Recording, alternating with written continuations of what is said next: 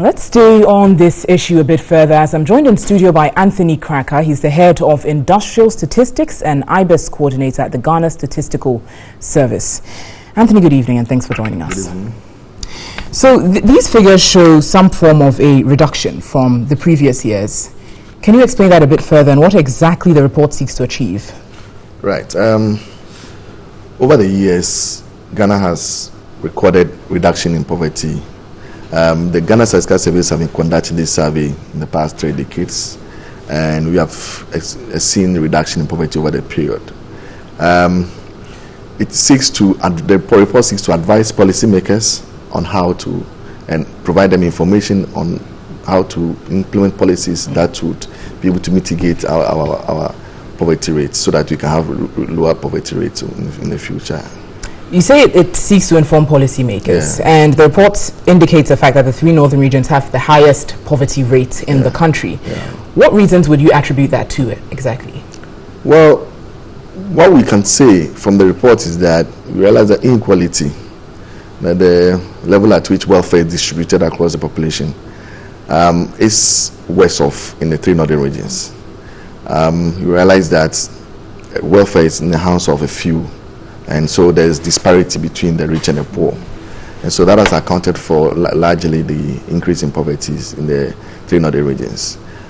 So you realize that the poorer regions, the regions that have high poverty rates, have high inequality compared to the regions that have low poverty rates, and so we think that the level of inequality is what is accounting for the high poverty rates in the north. And how do policymakers take this information and act on it to see that things change? Well, I think we think that for policymakers, they have to look at the data, because it's a very rich data. Look at the data and see where to target. And normally, when you say inequality, we are talking about welfare distribution, and so they must implement policies that would be able to bridge the gap. In other words, enhance policymakers that will make sure that the poor are well taken care of. The poor can undertake business activities, economic activities, so that well-being can come up a little, so that we can bridge that gap.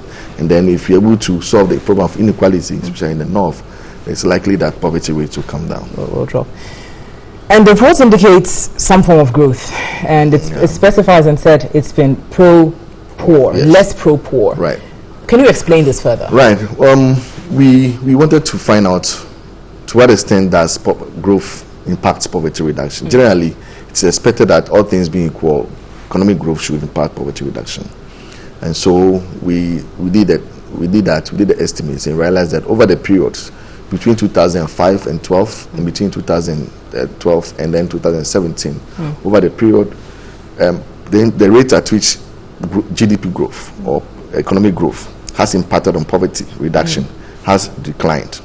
For instance, realize that between the 2 periods, we did what we call the growth elasticity of poverty, which measures the extent to which 1% change in economic growth can result in a reduction in poverty. And realize that between 2005 and 2013, whilst 1% change in GDP will result in a 0.17% change in poverty rate. Now, between 2013 and 2017, realize that that has reduced to 0.07%. The link between GDP and poverty reduction. And so, over time, we can say that GDP or economic growth has become less pro-poor. Yes, it is pro-poor, but the margin at which, the rate at which it impacts on poverty reduction has reduced. Thanks so much for your time this evening. Anthony Cracker, head of Industrial Statistics and IBES, that's Integrated Business Establishment Survey Coordinator at the Ghana Statistical Service.